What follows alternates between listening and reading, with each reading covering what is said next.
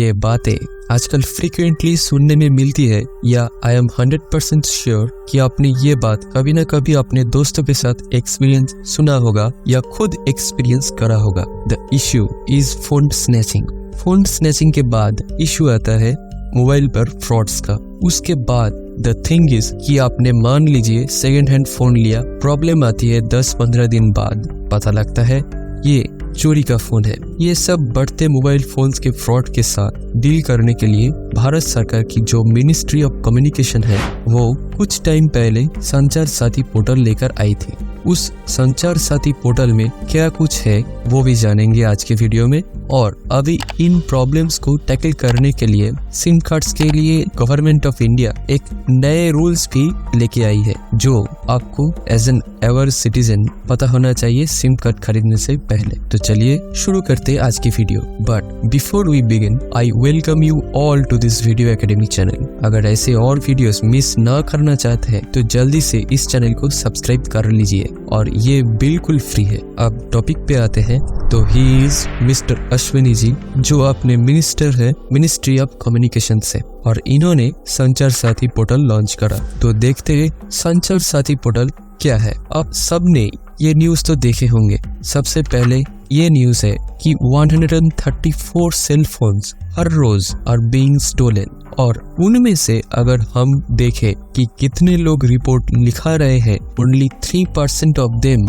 Are the cases which are being registered. दूसरे number पर अगर देखें तो एक आदमी है जिससे 685 सिम कार्ड जिसके नाम पर रजिस्टर्ड है, और उसने ये सब खरीदे अपनी फोटो आइडेंटिटी बदल के। एंड लास्टली जो किस्सा फेमस हो रहा है वो है सिम बॉक्स फ्रॉड का। तो ये भी जानेंगे डिटेल में कि ये है क्या। सबसे पहले अगर हम देखें तो गवर्नमेंट एज ए सॉल्यूशन लेके आई संचार साथी पोर्टल। उसका ऑब्जेक्टिव क्या थे? तो संचार साथी पोर्टल लाने की ऑब्जेक्टिव गवर्नमेंट के 3 थे। सबसे पहले इस पोर्टल को जो आइडेंटिटी थेफ्ट हो रहा है, आइडेंटिटी थेफ्ट मतलब कि आप मान लीजिए आप दिल्ली में आते हो, अगर यहाँ पर दिल्ली के सिम कार्ड की जरूरत पड़ती है तो आप फोन वाले दुकान के पास जाते हो। वो कोई भी दुकान हो सकती है, XYZ छोटी मोटी दुकान हो सकती है। आप उसके पास जाने पर वो आपसे आपका आइडेंटिटी कार्ड मांगेगा। आपने उसको अपना ID कार्ड फोटो खिंचवा कर या फिर जेरोक्स करके दे दिया। अभी आपको सिम मिल गया और आप वापस घर चले आए। अब आपका वो जेरोक्स कॉपी है, उसके नाम पर आपको पता है कितने और सिम कार्ड एलोकेट हो सकते हैं। तो सबसे बड़ा तो ये चैलेंज था। दूसरा, जो आपकी नो योर कस्टमर KYC होती है, उसको ऐसी तरीके से फ्रॉड करा जा रहा था ताकि आपको पता भी ना चले क्या आपके नाम पर कुछ ना कुछ रजिस्टर्ड है। And the last thing was कि बैंकिंग फ्रॉड्स हो रहे थे इसके जरिए। ठीक है, मान लीजिए आपके नाम से कोई नंबर रजिस्टर्ड हो गया, उससे आपका बैंक अकाउंट लिंक्ड है। आपने 4-5 महीने वो नंबर नहीं चलाए, it is being allocated to someone else, और वो आपका UPI यूज कर रहा है उसके बाद। तो कुछ इस तरह के थॉट्स थे। इसको रोकने के लिए जो संचार साथी पोर्टल है वो क्या करता है उसको देखते हैं। सबसे पहले संचार साथी पोर्टल पर जाकर आप लॉगिन कर सकते हो और अपने मोबाइल नंबर और अपने आइडेंटिटी प्रूफ के साथ लॉगिन करके आप ये देख सकते हो कि आपके नाम के ऊपर कितने और नंबर्स चल रहे हैं। तो वो जितने भी नंबर्स आपके नाम और आपका आइडेंटिटी प्रूफ के साथ लिंक्ड होंगे वो सारे के सारे वहाँ पर शो हो जाएंगे। तो उसके बाद आप कंप्लेन करके उन नंबर्स को बंद करवा सकते हो। सेकेंडली, अगर आपको कोई ऐसा मिलता है कि जो मेरे नाम के ऊपर 5-6 नंबर एक्स्ट्रा चला रहे थे, तो आप संचार साथी पोर्टल के ऊपर ही वन स्टॉप सॉल्यूशन है ये, इसके ऊपर ही कंप्लेंट भी रजिस्टर करवा सकते हो। थर्डली, अगर देखिए हम मान लीजिए आपका फोन गुम गया। अभी हमने रिपोर्ट देखी कि इतने अराउंड 134 के करीब जो फोन्स है वो स्टोलन हो रहे हैं, लेकिन 3% में FIR रजिस्टर हो रही है। इस मामले में संचार साथी पोर्टल फिर से एक आप सॉल्यूशन देता है। वो सॉल्यूशन ये है कि जब भी आपका फ़ोन चोरी होता है तो आप अपने IMEI नंबर के ज़रिए उस फ़ोन को तुरंत संचार साथी पोर्टल के ऊपर ब्लॉक करवा सकते हो।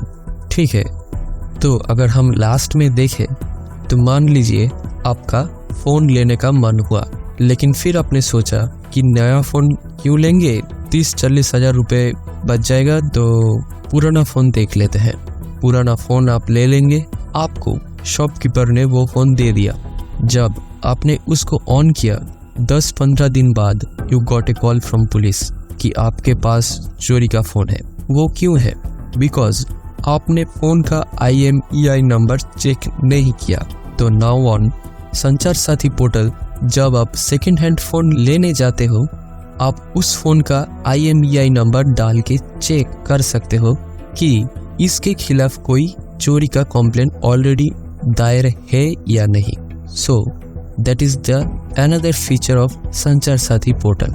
उसके बाद अगर हम आगे बढ़े तो अगर संचार साथी पोर्टल जो 2-3 महीने गवर्नमेंट ने पहले लॉन्च करा था, उसके प्रोग्रेस देखे तो अभी तक इसने 114 करोड़ कनेक्शंस को ऑलरेडी एनालाइज कर लिया है। जो कनेक्शंस को इसने एनालाइज करा उसमें से 66 लाख कनेक्शंस इसको फॉल्टी मिले हैं और उनमें से 52 लाख कनेक्शंस को ये डिस्कनेक्ट कर चुका है। बाकियों के खिलाफ कंप्लेंट इसने दायर करी है। उसमें अगर आगे बढ़े तो इसमें 66,000 व्हाट्सएप अकाउंट उनको क्लोज कर दिया है। मान लीजिए आपका कोई नंबर था, आपने 3 महीने बंद रखा, उसके बाद नंबर किसी और को एलोकेट हो गया और अभी वो फिर से आपका वाला व्हाट्सएप अकाउंट एक्टिवेट करके यूज कर रहा है। तो वैसे WhatsApp accounts can also be blocked on this संचार साथी पोर्टल। लास्टली अगर बात करें तो 8 lakh bank accounts and wallets थे जो लोग फर्जी तरीके से चला रहे थे, उनको भी संचार साथी पोर्टल के जरिए क्लोज करा गया।